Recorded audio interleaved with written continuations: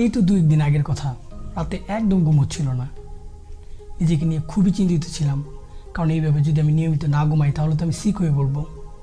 তারপর অনেক রিসার্চ করে, অনেক স্টাডি করে একটা টেকনিক আমি খুঁজে পাই, যাকে বলে 4-7-8 ব্রিদিং টেকনিক। যে টেকনিকটা ফলো করে আমি খুবই ভালো রেজাল্ট পেয়েছি।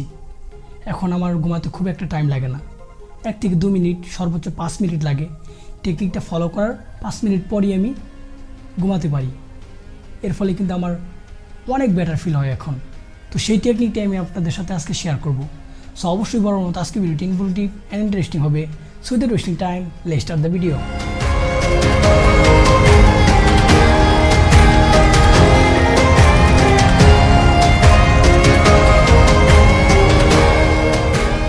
Welcome back everyone, this is জ্যাটেজে ফ্রম জ্যাটেজে লাইফস্টাইল।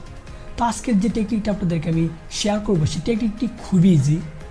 অযথা টেকনিকটা আমি কমপ্লিকেটেড করবো না, সিম্পলভাবে আপনাদেরকে বুঝিয়ে বলবো, যাতে করে আপনারা টেকনিকটি নিজের লাইফে অ্যাপ্লাই করতে পারেন। তো টেকনিকটির উপকারিতা প্রথমে আমি বলি। তো 4-7-8 ব্রিদিং টেকনিকের উপকারিতা হচ্ছে, এটা আপনার টেনশনকে দূর করবে, ডিপ্রেশনকে দূর করবে, অ্যাংজাইটিকে দূর করবে, আর ঘুম তো মাস্টবি আনবেই। তো আমরা উপকারিতা জানলাম, এখন টেকনিকটা জেনে নেব যে কীভাবে 4-7-8 ব্রিদিং টেকনিকটি অ্যাপ্লাই করতে হয়। Alright everyone, 4-7-8 breathing technique.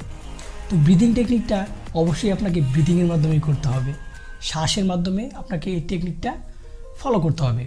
তো 4 বলতে এখানে মিন করা হয়েছে, আপনি 4 সেকেন্ড শ্বাসটা নেবেন নাকের মাধ্যমে।